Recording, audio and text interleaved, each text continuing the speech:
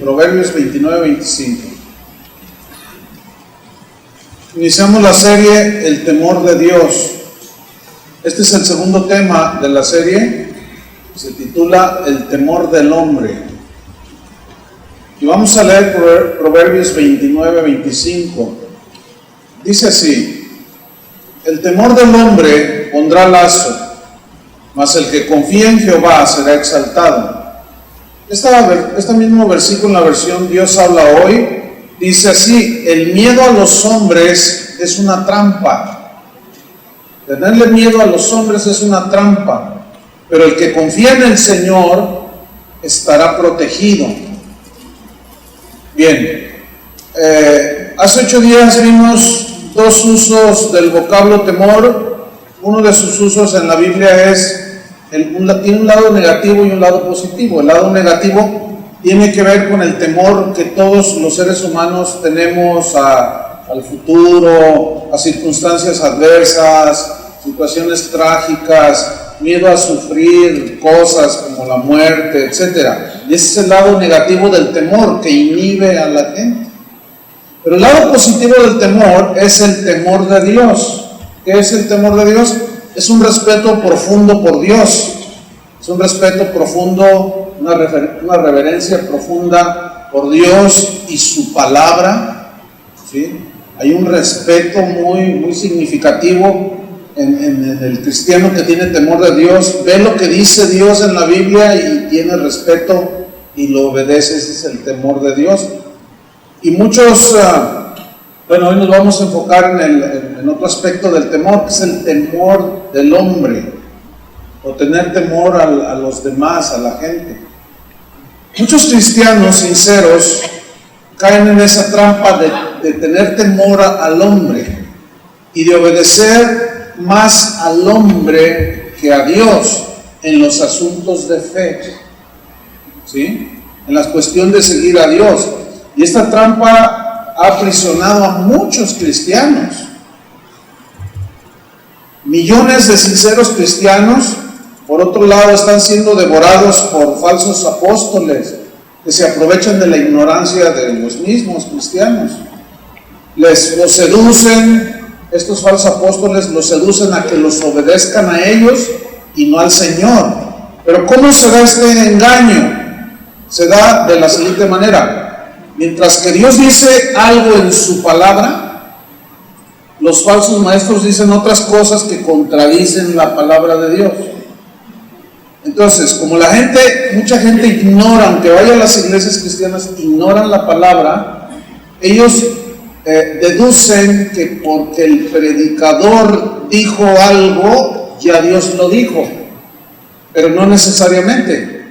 Entonces, la gente al no estudiar la palabra de Dios, creen que el que está hablando, es como ahorita, si yo les dijera una herejía y algunos de ustedes no estudian la Biblia, ustedes se la comen. Ustedes dicen, no, pues es que él dijo. Y no es así, ese es un gravísimo error. Entonces, fíjense, así es como se da el engaño. Los falsos maestros dicen una cosa y Dios dice otra cosa en su Biblia, en su palabra. Precisamente para eso nos dejó Dios las Escrituras, para que por ellas nos guiáramos en nuestro caminar con Cristo, para que, como dice el dicho, que no le digan, que no le cuenten, que la luna es de queso. No. Fíjense, San Pablo el apóstol, él dijo, si aún nosotros o un ángel del cielo viene y les predica un evangelio diferente, está bajo maldición. O sea, nadie debe de hablar en lugar de Dios cosas que él nunca dijo. ¿Me entiende? El problema es que muchos cristianos son sinceros, pero la sinceridad no salva a nadie. La sinceridad no salva absolutamente a nadie. Entonces, cuando algún cristiano sincero de pronto comienza a abrir sus ojos a las verdades del Evangelio, cuando alguna persona comienza a conocer a Cristo, inmediatamente son intimidados, algunos por los familiares, Por ejemplo, se convierte a Cristo un hombre y este es casado. Entonces llega con su esposa y le dice: oye, mi amor, fíjate que conocí a Cristo y siento que cambió mi corazón, siento que cambió mi vida. Entonces inmediatamente la esposa dice: no, a ver. No, ¿dónde te fuiste a meter? No, pues fui a una iglesia cristiana donde me enseñaron la Biblia y me mostraron allí lo que dice la Biblia. No, y empieza el asunto. Pues llega un momento en que ella le dice: ¿sabes una cosa? O tu Cristo, o tu religión esa, o yo. Y esa es una gran prueba, porque ¿qué va a hacer la persona? Y a eso se refiere la Biblia cuando dice temor del hombre. Ahí hay una amenaza, ahí hay un chantaje. ¿Qué debe de hacer esa persona que conoció a Cristo? Decir: Señor, yo te voy a seguir a ti. Mira, tú eres mi esposa, pero Cristo es Dios y lo voy a seguir. Bueno, pues si tú lo sigues, me divorcio de ti. ¿Qué vas a hacer? O al revés, se convierte una señora y el marido te dice lo mismo. O se convierte un joven y el papá se da cuenta, o la mamá dice: hijo, ¿cómo traicionaste todo lo que te enseñé? Pues desde este día ya no eres mi hijo, te dice. Entonces tú dices: ay, Señor, ¿y ahora qué hago? Esa es una buena pregunta. Y ahí es donde entra el temor al hombre. No, y luego cuando vas a tu trabajo y te cuentas al compadre, cuando te dice: oye, pues vámonos a la borrachera, entonces tú le dices: no, fíjate que soy cristiano, yo ya pasé a mejor vida. Entonces te dice: ¿cómo, compadre? Sí, fíjate que la Biblia dice. No me digas que tú eres de esos que traen su Biblia. No me digas que tú eres que lee la Biblia. Sí, es que fíjate que la Biblia dice. No, a mí no me vengas con, ¿sabes qué, compadre? Hasta aquí llegamos, córtale. Y no me vuelvas a pedir dinero, porque resulta que el compadre es rico y tú no tanto. Entonces siempre vas con él. ¿Qué vas a hacer? Ahí es donde opera el temor al hombre, ¿sí? Pero cuando, en otro aspecto, cuando hay pastores abusivos, fíjese bien, sacerdotes abusivos, pastores abusivos, apóstoles abusivos, líderes espirituales que abusan de la gente y los amedrentan, les infunden temor diciéndoles cosas como, por ejemplo: si tú te vas de esta iglesia, te va a ir mal. Si tú te vas de esta iglesia, tu familia se va a desintegrar, te dicen, y tus hijos se van a ir a las drogas. Tu esposo te va a engañar con otra. Tu negocio se va a venir abajo. Y todas esas declaraciones llevan el propósito de infundir temor para manipular a la persona. Ahora, ¿qué vas a hacer? ¿O qué debe de hacer una persona que está conociendo la palabra de Dios, que está conociendo al Señor, y tarde o temprano te vas a encontrar con estas situaciones? Bueno, de eso vamos a hablar. Cómo el temor del hombre nos hace cometer un montón de tonterías, nos aleja de Dios, y algunos, en muchos casos, es tan trágico que su temor al hombre los lleva al infierno. ¿Cuántos son cristianos aquí? Bueno, eso dicen. Sí, pregúntenle al diablo que si cree, y te va a decir: sí, creo. También el diablo cree, ¿no? Pero si Dios te está revelando verdades del Evangelio y decides seguir a Cristo, verdaderamente, el verdadero cristiano no cede a las intimidaciones del hombre. No. El verdadero cristiano tiene bien entendido que su mamá no murió por él, su papá tampoco, y su suegra menos. Ni sus hijos, ni su tía, ni su... No. El cristiano sabe que Cristo fue el que dio su vida por él. Entonces se debe a Cristo. Y nadie puede gobernar en asuntos de tu conciencia, aunque esto te va a traer conflicto. Y ahí es donde entra el problema. ¿Qué vas a hacer entonces cuando se te presenten las intimidaciones del hombre, las amenazas del hombre? Bueno, ahí es donde ya se verá si son cristianos sólidos. Los apóstoles, vamos a Hechos capítulo 17. 4:17. Hechos 4:17. 4:17 de Hechos. Bien. Ahí vemos una historia muy interesante porque los apóstoles, ellos predicaban a Cristo, ellos predicaban el Evangelio, pero por andar predicando, una vez oraron por un paralítico que estaba pidiendo limosna a la entrada de un templo y se sanó, Dios lo sanó. Entonces los religiosos de ese tiempo, los enemigos de Dios, se volvieron en contra de los apóstoles. Entonces los amenazaron para que ya no predicaran a Jesucristo. Y vamos a ver lo que sucedió. Hechos 4:17. Dice, ellos tienen una junta allí para ver qué iban a hacer con los apóstoles. Dice, sin embargo, para que no se divulgue más entre el pueblo, o sea, el mensaje del Evangelio, amenacémosles. Fíjense, aquí está, amenazas. Amenacémosles para que no hablen de aquí en adelante a hombre alguno en este nombre, o sea, en el nombre de Jesucristo. Vamos a amenazarlos. Y ellos se sentían con la autoridad de intervenir en la conciencia de las personas. Pero nadie tiene esa autoridad. Nadie puede obligar a otro a creer lo que él cree. Tenemos libertad para creer lo que nosotros consideramos que es la verdad.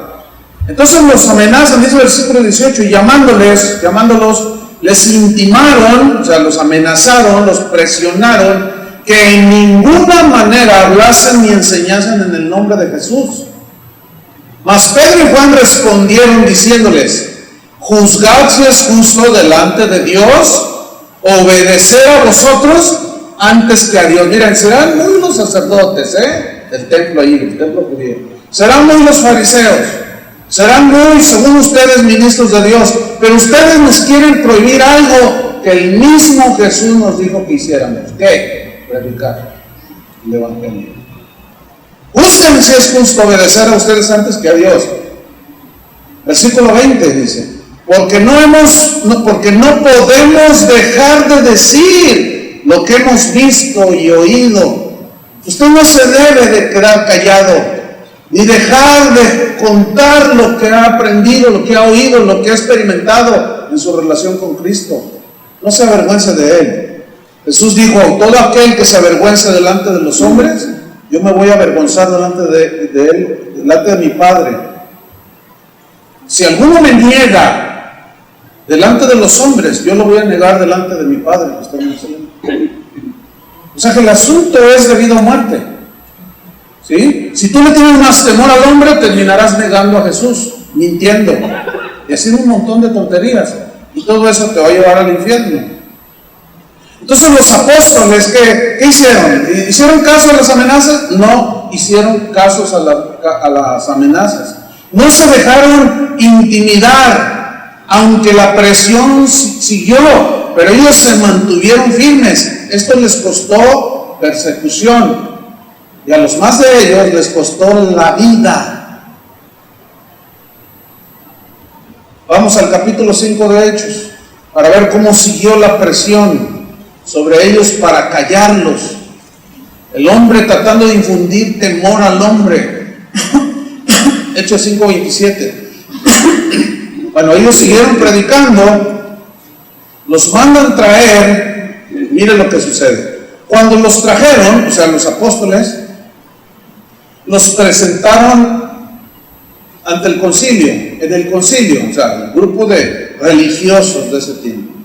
Y el sumo sacerdote les preguntó a los apóstoles, diciendo, nos mandamos estrictamente que no enseñaseis en ese nombre.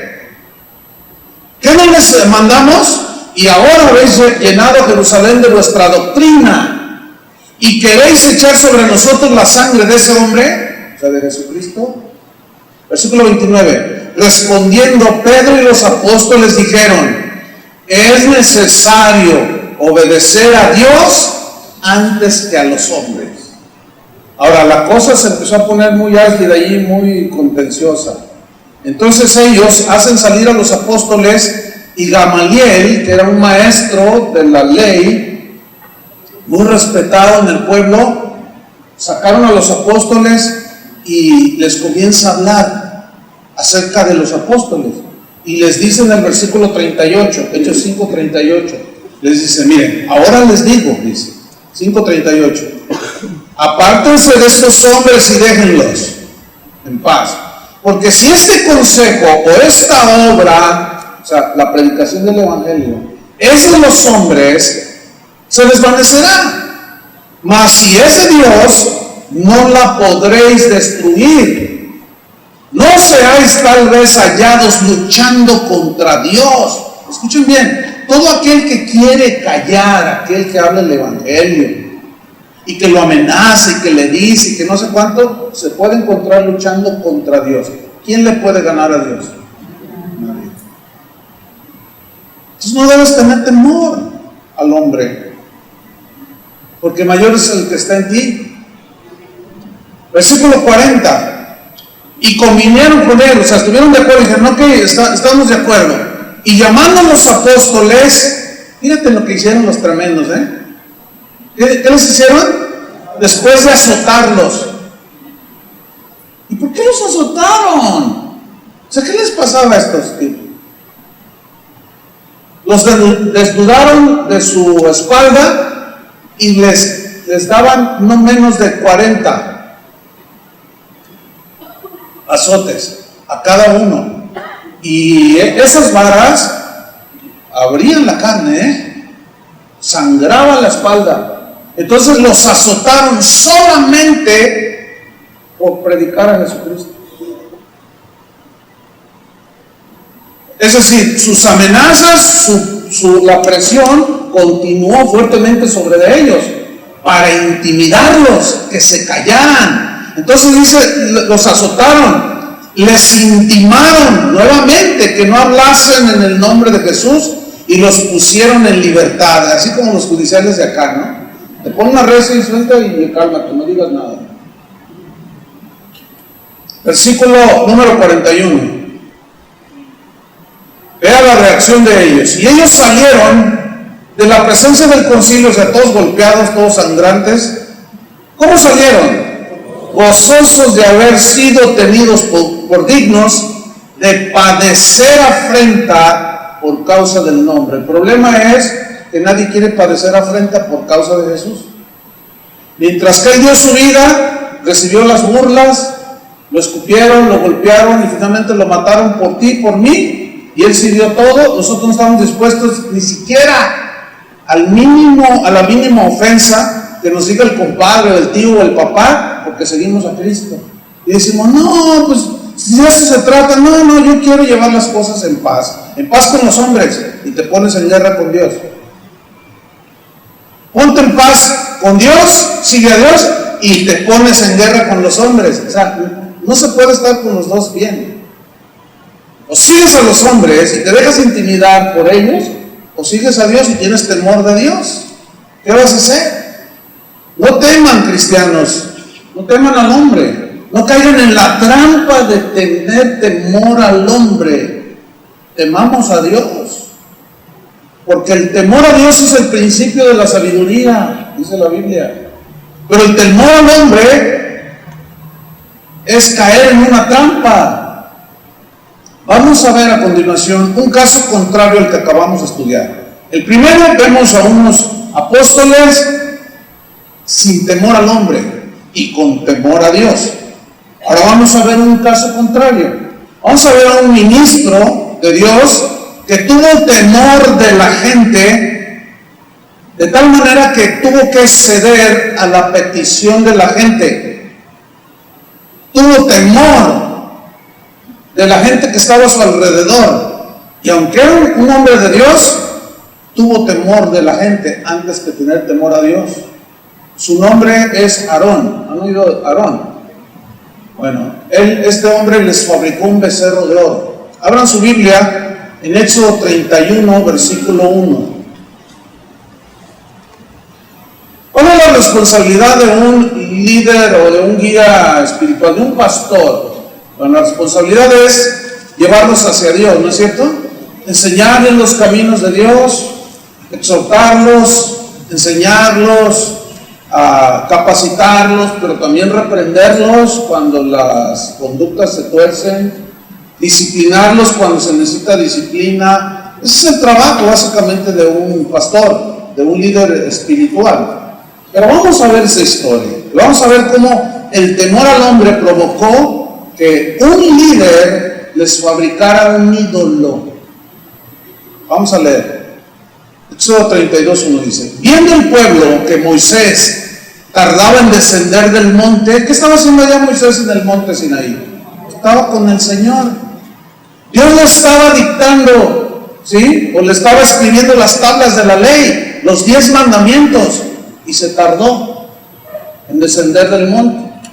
Se acercaron entonces a Aarón, o sea, un séquito representando a todo el pueblo que habían salido de Egipto, acuérdense. Se acercaron a Aarón y le dijeron: Aarón, levántate, haznos dioses que vayan delante de nosotros, porque este Moisés, el varón que nos sacó de la tierra de Egipto, no sabemos qué le haya acontecido. Pregunta: ¿qué debió de haber hecho Aarón ahí ante la petición de estos del pueblo de Dios? ¿Qué debió de haber hecho? Reprenderlos, decirles: ¿qué me están pidiendo? ¿Que les haga un ídolo? Pero no tienen la cabeza. Esa debió de haber sido su reacción. Pero como Moisés tardaba, y es muy probable que estos que hablaron con Aarón estaban agresivos, y estaba él solo, y le dijeron: Aarón, haznos dioses, porque Moisés no sabemos qué le haya pasado, haznos dioses, queremos adorar. Pero les tuvo temor. Tal vez lo presionaban, ¿sí? Tal vez lo amenazaban. ¿Y qué hizo Aarón? Versículo 2: ante el temor al hombre, miren lo que hizo. Versículo 2: y Aarón les dijo: ok, aparten los zarcillos de oro que están en las orejas de vuestras mujeres, de vuestros hijos y vuestras hijas, y traédmelos. Entonces todo el pueblo apartó los zarcillos de oro que tenían en sus orejas y los trajeron a Aarón. Miren, fíjense bien lo que voy a decir. Los que no aman a Dios, aunque están en la iglesia, usted dice: ¿pero cómo? No, sí, los hay. Créanmelo. Los que no aman a Dios, los que rechazan su palabra, aunque vayan a la iglesia, este tipo de gente que cuando tú le dices: mira, la Biblia dice esto, no, bueno, sí, pero no, yo voy a seguir esto. Van a seguir su becerro de oro. Bien, este tipo de gente siempre está dispuesta a dar lo que sus líderes les piden, porque estos les fabrican sus becerros de oro. No sé si me explico. Les dan lo que quieren. Si la gente llega con el pastor, les dicen: pastor, queremos que nos traiga tal cantante porque nos gustaría escucharlo. Sí, cómo no, hermanos, déjenme contactarlo. Una vez yo era invitado a enseñar en una convención. Entonces el organizador me llamó por teléfono. Me dijo: Chuy, fíjate que la gente de mi congregación me está pidiendo que invite a tal cantante X, ¿no? Entonces cuando escuché su nombre, dije: ay Dios, porque no anda bien ese cantante. O sea, su vida es un desastre. O sea, no es ejemplo, predica tonterías, hace y deshace, en fin. Pero la gente lo tiene como un ídolo, como un becerro de oro. Entonces me dice: y quiero pedir tu opinión a ti, ¿qué opinas? ¿Lo invito o no? Entonces yo le dije: mira, en primer lugar, ¿yo qué te puedo decir? Tú eres el pastor, a ti Dios te va a pedir cuentas.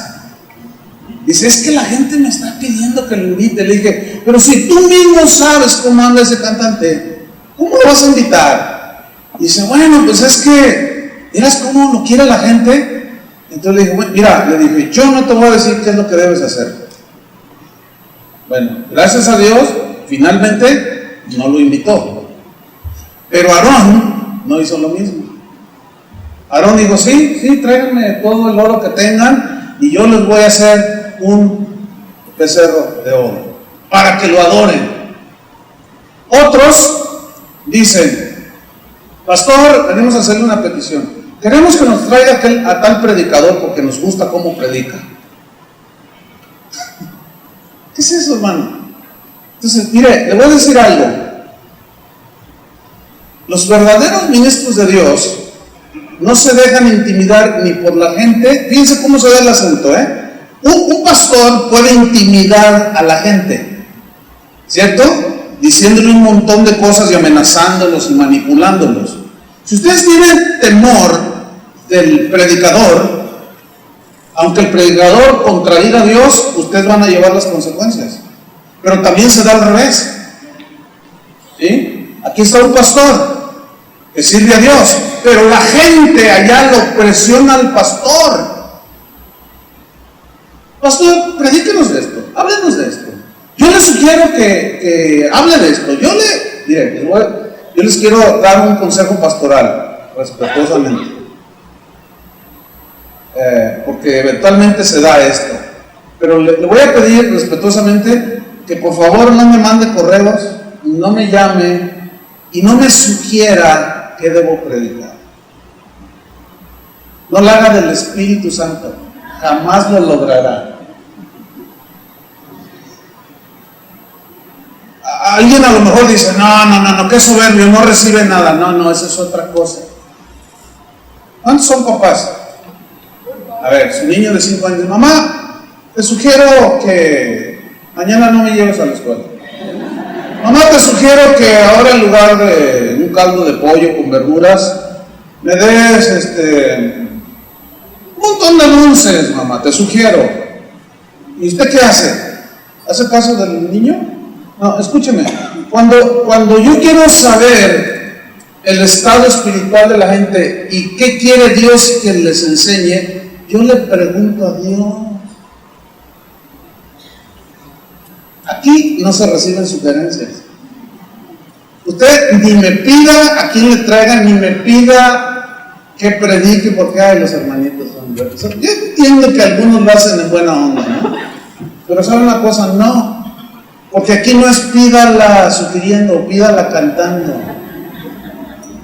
No, fíjense, una vez estuve en una reunión no hace mucho, y empezó la alabanza, y empezó bien bonito, ¿no? La alabanza, y de pronto en la segunda alabanza se detiene el director de alabanza, y dice: ¿les gustó eso? Y todos: sí. Bueno, ¿qué? ¿Seguimos cantando esas? ¿Cuál quieren?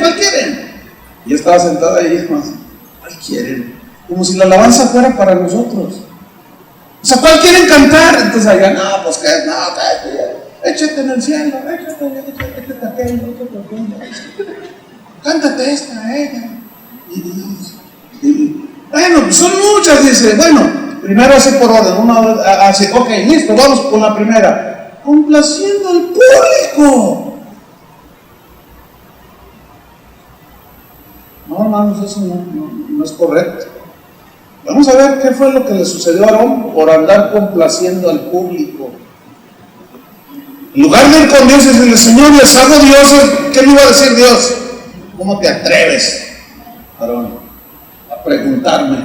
Era obvio que Dios lo iba a regañar.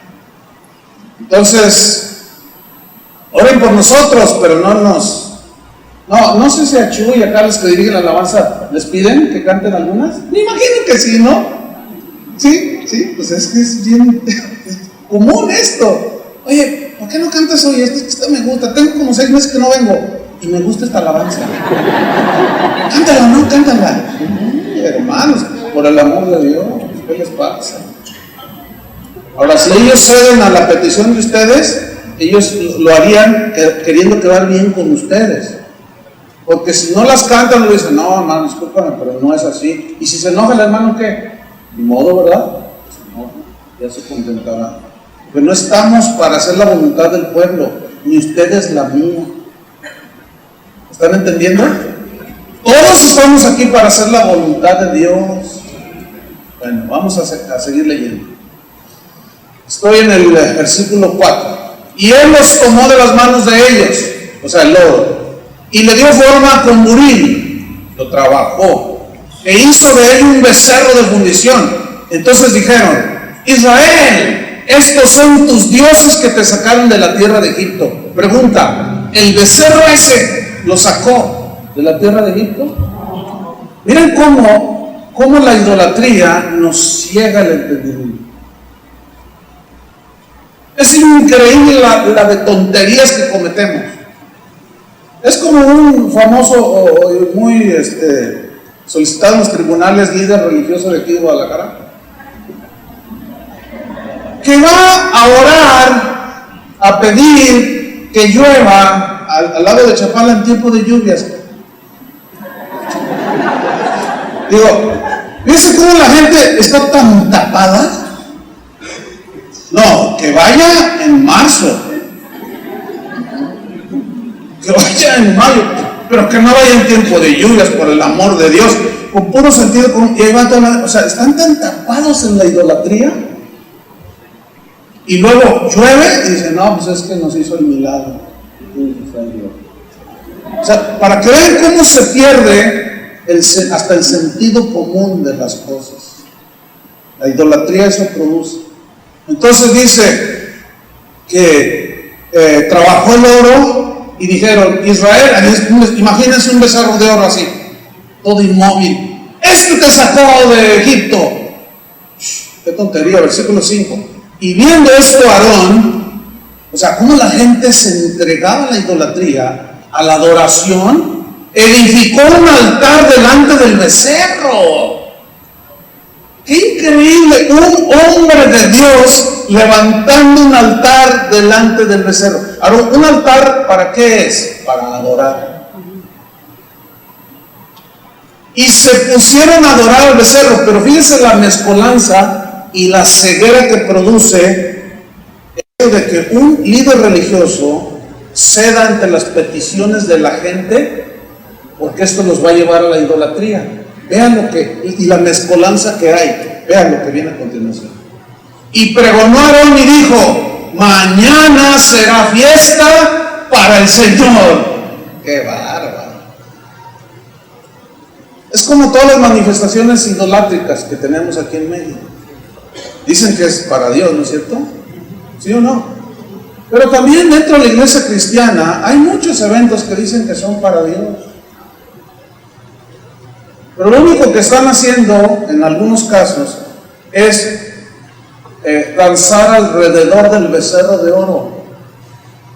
En realidad no es una fiesta genuina, sincera para Dios. ¿Por qué? Porque hay una mezcla de idolatría, hay una mezcla de exaltación al hombre, hay una mezcla de querer quedar bien con los hombres, tanto el predicador o el cantante, y la gente queriendo quedar bien con el cantante o el predicador, y es una de tontería y media que se comete. ¿Todo por qué? Porque no se sigue el temor a Dios, sino se sigue el temor a los hombres.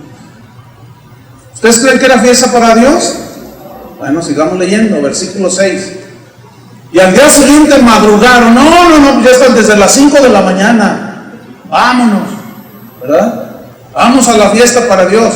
Y ofrecieron holocaustos y presentaron ofrendas de paz, y se sentó el pueblo a comer y a beber, y se levantó a regocijarse.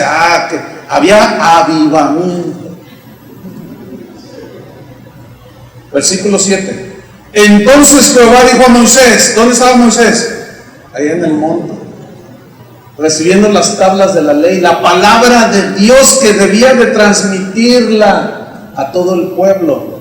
Y Dios le dijo a Moisés, anda, desciende. Mira la frase que viene a continuación. Porque tu pueblo, mío no, el tuyo. ¿Saben por qué? Porque el verdadero pueblo de Dios no es idólatra. El verdadero pueblo de Dios no adora ídolos ni imágenes. Un ídolo es todo aquello que toma el lugar que le corresponde a Dios, en primer lugar. Y hay muchos cristianos que tienen de ídolos a predicadores, a cantantes. Los defienden más a ellos que a Dios, aunque digan una de herejías, una de tontería y media. Hagan show, hagan lo que sean, les cobren 500 pesos la entrada, hagan lo que sean, lo que sea. Ellos tienen sus ídolos. Y cuando alguien osa decir algo, oye, no, pues es que esto está medio extraño. No, cállate, tú no digas nada. Esto es de Dios y nos vamos a gozar. Si no te quieres gozar, no te goces. ¿Será fiesta Dios? Y ahí está Aarón, haciéndolos. Les hace el becerro de oro. Y Moisés, Dios le dice, tu pueblo, desciende, porque tu pueblo, mira, estoy en el versículo 7, que sacaste de la tierra de Egipto, ¿qué sucedió? Se ha corrompido. Pregunta, si el pueblo de Dios en ese tiempo se corrompió, en el tiempo de Jeremías también, de Isaías, en los tiempos de Jesús, el llamado pueblo de Dios estaba en una corrupción terrible de todo tipo. Pregunta, ¿ustedes creen que será posible que el pueblo de Dios en algunos segmentos, en algunas áreas, se pueda corromper? ¿Sí o no? Sí. Por supuesto que sí. ¿Y qué es corromperse? Desviarse hacia la idolatría, hacia solamente satisfacer sus deseos personales, porque les gusta y lo solicitan. Mire, hay lugares donde el pastor les hace pasar hojas en blanco a todos con una pluma y les dice, hermanos, por favor escriban lo que quisieran que les predicara. Escríbanlo, ¿cómo les gustaría que se dirigiera la alabanza? Y ahí están los hermanos, ¿verdad? No, a Chuy García bájenlo y pónganme a mí, dice otra. Y pónganme a mí porque yo canto mejor que él. Si usted supiera, pastor, el don que tengo, usted es un don nadie. Bueno.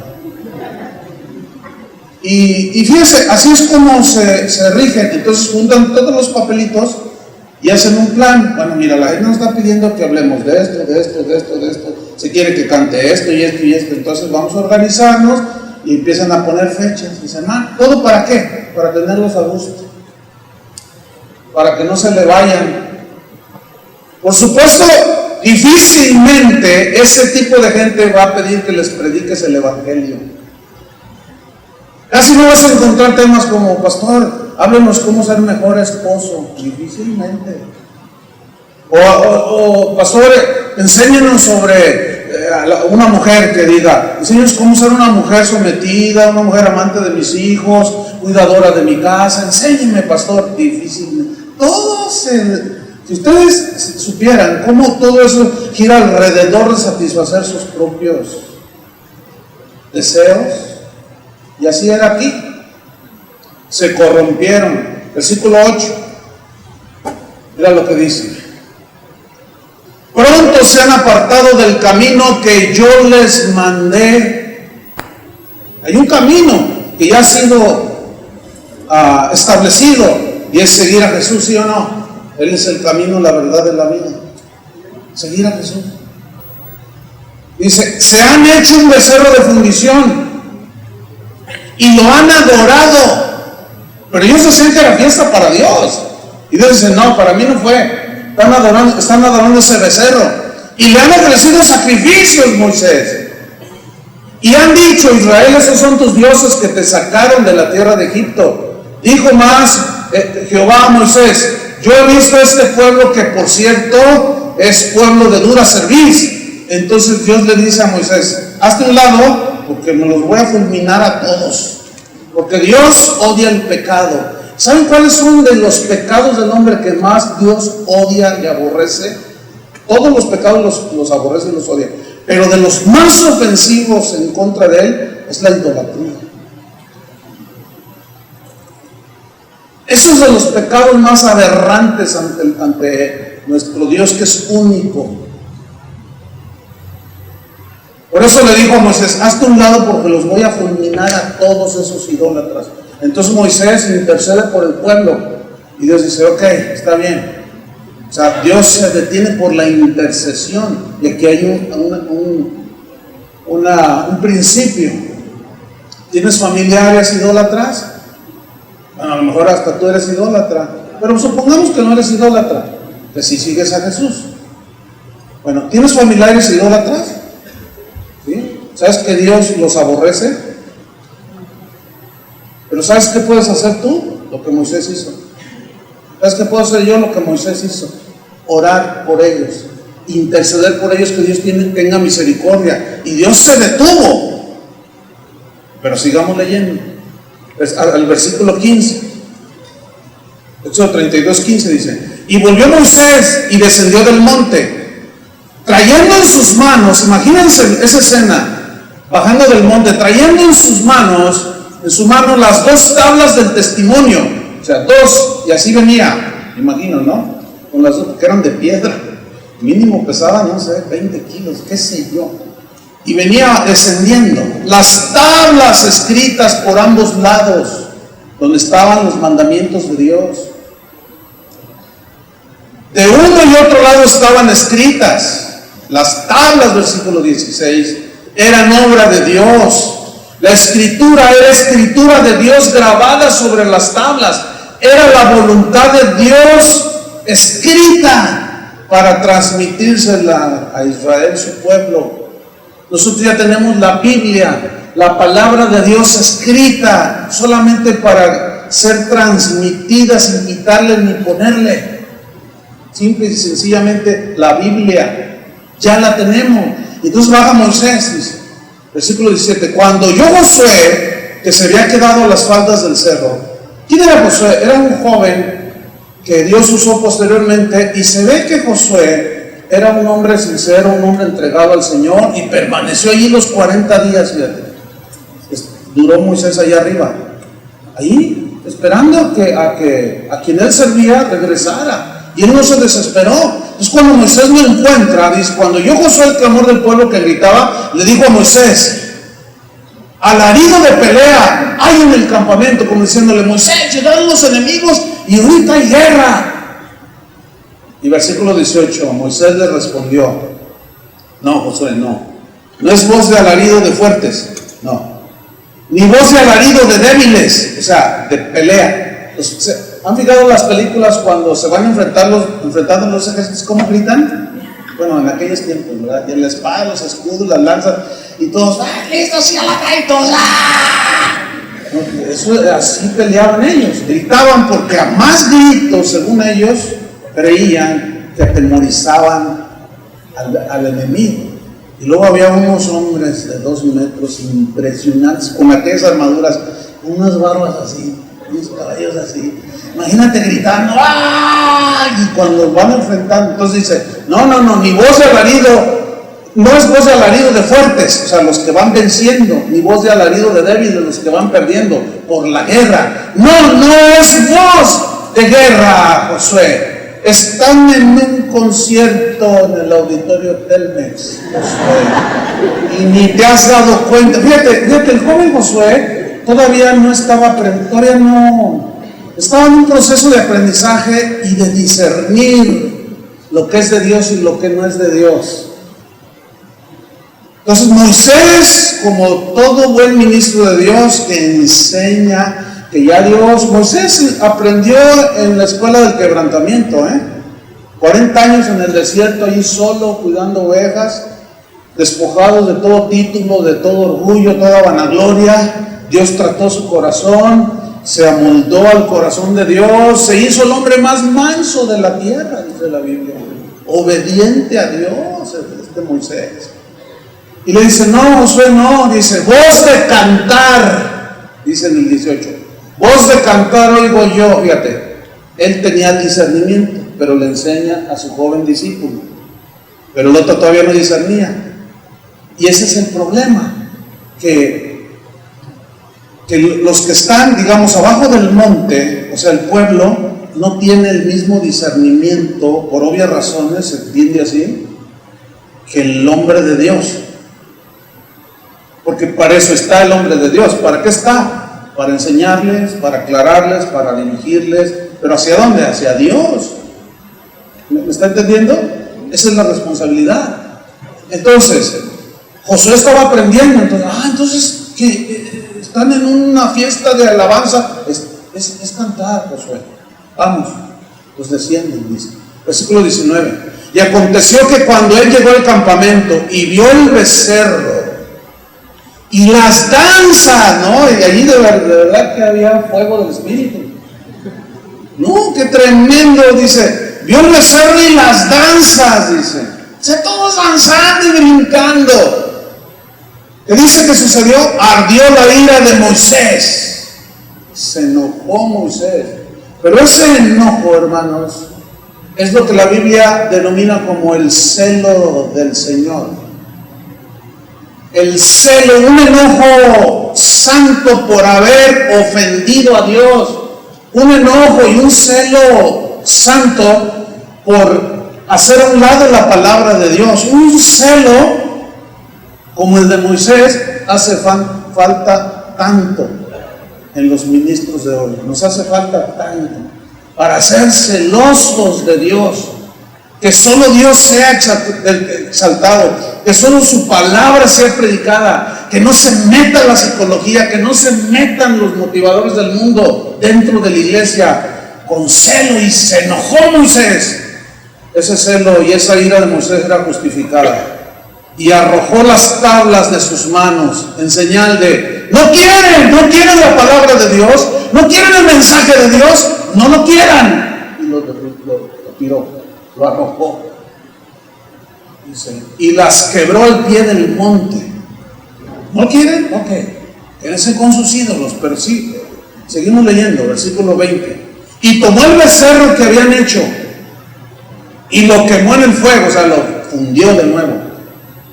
Y lo molió hasta reducirlo a polvo, que esparció sobre las aguas, y lo dio a beber a los hijos de Israel. Y dijo Moisés a Aarón, ¿qué te ha hecho este pueblo, que has traído sobre él tan gran pecado? ¿Qué te hicieron, Aarón? ¿Por qué hiciste esto? Y acuérdense que Moisés estaba enojado, y Aarón lo vio, que agarró el becerro. Pero fíjense, Aarón allí ya su celo desapareció, ya no hizo nada, se quedó con los brazos cruzados. ¿Qué cosa, no? A ver, pues no, que quería pues hacerle sus dioses, y a la hora de la hora tampoco lo defendió el becerro. Entonces le dice, ¿qué te ha hecho este pueblo, Aarón? Y respondió Aarón, no se enoje mi señor. ¿Y qué quieres? ¿Que te aplauda, Aarón? ¿Qué quieres? ¿Que te haga un monumento? ¿Qué quieres? ¿Que te haga un nombramiento como el mejor ministro en la casa del Señor, Aarón? ¿Qué quieres? ¿Que me quede con los brazos cruzados? Estoy enojado. Jesús se enojó cuando entró al templo. ¿Se acuerdan? Y tomó un látigo. Y dice, el celo de tu casa me consume. Y agarró el látigo y volteando las mesas de los cambistas con el látigo, no los golpeaba a ellos. Derribaba todo lo que estaba allí de mercadería en el templo. Porque tu celo me consume, decía. Porque mi casa de oración será llamada para todos los pueblos. Ustedes la han hecho cueva de ladrones. Duras palabras, ¿no es cierto? ¿Qué te ha hecho este pueblo que has traído sobre él tan gran pecado? Fíjense esa frase, gran pecado. Hay de pecados a pecados, Y esto de la idolatría, por tener temor de la gente, por querer agradar a la gente, conduce a la idolatría. Y es un gran pecado. No se enoje, mi Señor. Tú conoces al pueblo que es inclinado a mal. ¿Y tú no lo conocías, Aarón? Aarón cayó en la trampa de temerles a ellos antes que a Dios. Les dio lo que le pidieron y los desvió a la idolatría. Y en el versículo 23, mire, ponga atención, léalo allí. Aarón comienza a dar unas justificaciones tan tontas como ir a orar a Chapala en tiempo de lluvias para que llueva. Así de tonto es el asunto. Fíjense nada más, versículo 23, 32-23. Aarón le dice. Entonces, bueno, no se enoje, mi Señor, sabes que es gente tirada al mal. Porque me dijeron, ahí está, porque me dijeron, versículo 23, me dijeron, haz los dioses que vayan delante de nosotros. Porque Moisés, tú, Moisés, te tardaste. El varón que nos sacó de tierra de Egipto no sabemos qué le haya acontecido. Entonces yo le respondí, ¿quién tiene oro? Apártenlo. Y me lo dieron. y lo echó al fuego y salió este becerro. ¿Verdad que su justificación es tan tonta? O sea, yo les dije, pues traigan el oro, lo agarré, lo eché al fuego y salió solo. No, en los versículos anteriores dice que lo trabajó con buril, o sea, lo formó, ¿sí? Le dio forma, lo pulió todo, o sea, no lo echó y el oro al fuego y salió este becerro. Tonta justificación. Y viendo Moisés, versículo 25, viendo Moisés que el pueblo estaba desenfrenado.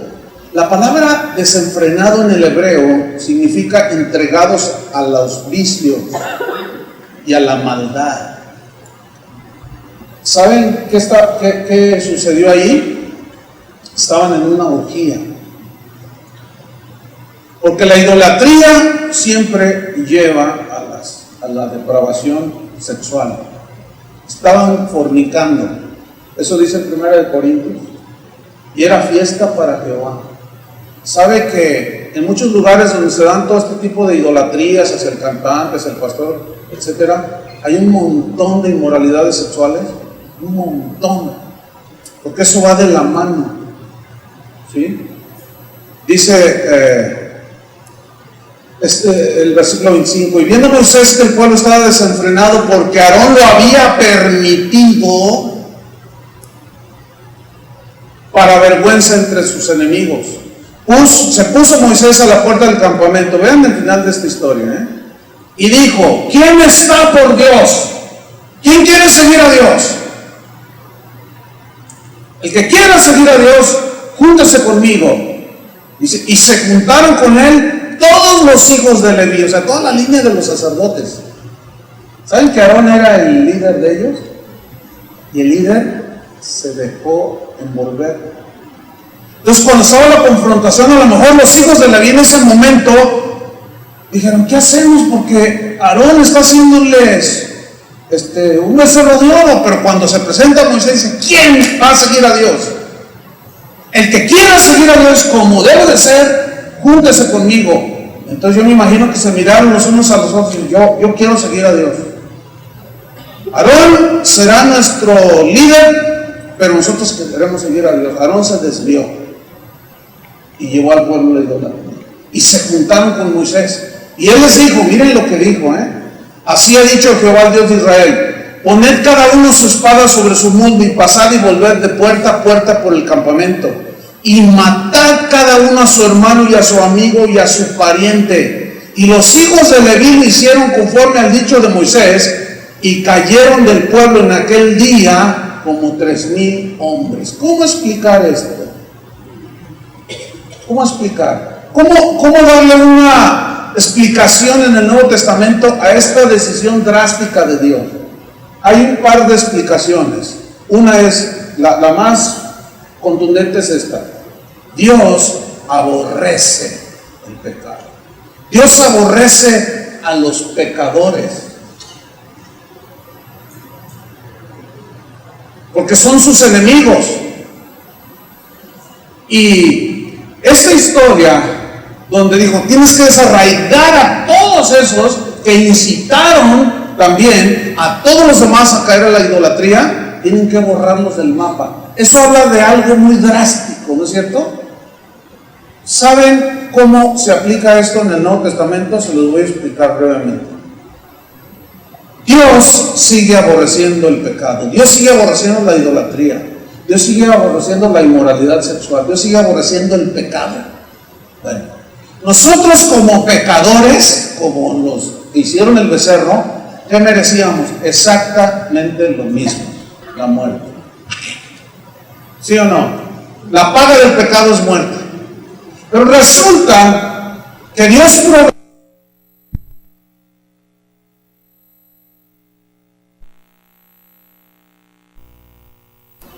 Síganlo a Él. Entonces, Cristo en la cruz pagó por nosotros. Ustedes saben eso. ¿Cómo es que pagó por nosotros? Escuchen bien.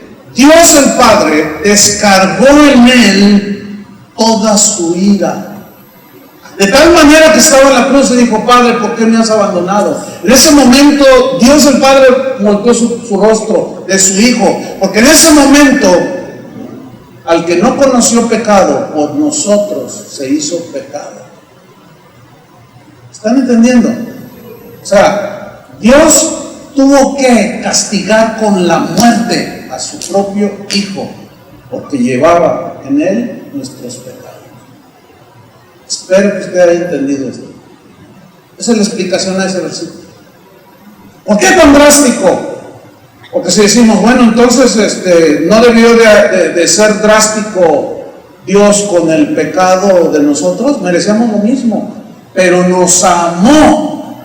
Fíjense, para que todo aquel que en él cree, Dios envió a su Hijo para que todo aquel que en él cree, ¿qué? No se pierda. Entonces, en el momento en que una persona cree en Cristo que murió por sus pecados, Dios lo perdona, si se arrepiente, por supuesto. Dios lo limpia de sus pecados. ¿Por qué? Porque el juicio del pecado ya lo llevó Cristo en la cruz. Pero todo aquel que rechaza a Jesucristo, el Hijo de Dios, la ira de Dios permanece sobre él, porque ya no hay sacrificio más que hacer. Porque Dios sigue castigando el pecado drásticamente. Ya lo vimos hace 8 días. Pero los cobardes, los incrédulos, los idólatras, los adúlteros se irán al infierno. Sigue castigando el pecado drásticamente. 3,000 murieron. Pero ¿dónde se originó todo? En que un líder, un hombre del pueblo de Dios, tuvo temor del hombre. Casi nada, ¿verdad? Por eso yo les daba el consejo: no nos digan qué es lo que tenemos que hacer. ¿Ok? Cada quien hace su parte. Nosotros conocemos nuestra responsabilidad y nosotros vamos a hacer lo que Dios nos diga. Nosotros vamos a predicar lo que Dios nos diga. ¿De acuerdo? Y así, yo tengo temor de Dios, ustedes tienen temor de Dios. Yo no les tengo temor a ustedes, ni ustedes me tengan temor a mí.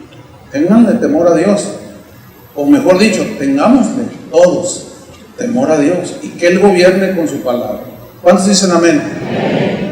¿Y qué me dice de Pilato? ¿Se acuerdan de Pilato?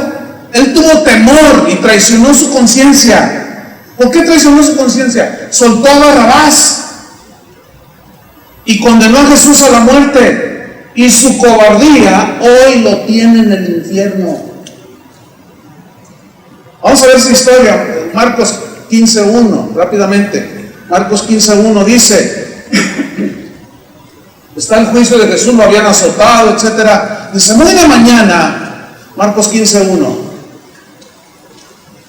muy de mañana, habiendo tenido consejo los principales sacerdotes, con los ancianos, con los escribas y con todo el concilio, llevaron a Jesús atado. ¿Te puedes imaginar esa escena? A nuestro Señor atado, amarrado, como si, bueno. Y le entregaron a Pilato. ¿Quién era Pilato? Era el gobernador, era la autoridad allí. Y lo llevan, y si Pilato le preguntó a Jesús: ¿eres tú el rey de los judíos? Respondiendo Jesús le dijo: tú lo dices. Y los principales sacerdotes lo acusaban mucho. Otra vez le preguntó Pilato a Jesús diciendo: ¿nada respondes? Mira de cuántas cosas te acusan. Mas Jesús ni aún con eso respondió, de modo que Pilato se maravillaba, como diciendo, se maravillaba porque él sabía que Jesús era inocente. Y ¿no te defiendes? Así como que no entiendo, y se maravillaba. Versículo 6. Ahora bien, dice: en el día de la fiesta le soltaba un preso cualquiera que pidiesen. Ahora, esa fiesta se refiere a la fiesta de la Pascua. ¿Qué conmemoraba la Pascua? La salida del pueblo de Israel de la esclavitud de Egipto. ¿Estamos? Mataban un cordero, rociaban la sangre y estaban ellos conmemorando su salida de Egipto. Era la fiesta de la Pascua y necesitaban un cordero. para sacrificarlo. Y el cordero estaba a punto de ser sacrificado, el cordero de Dios. Entonces,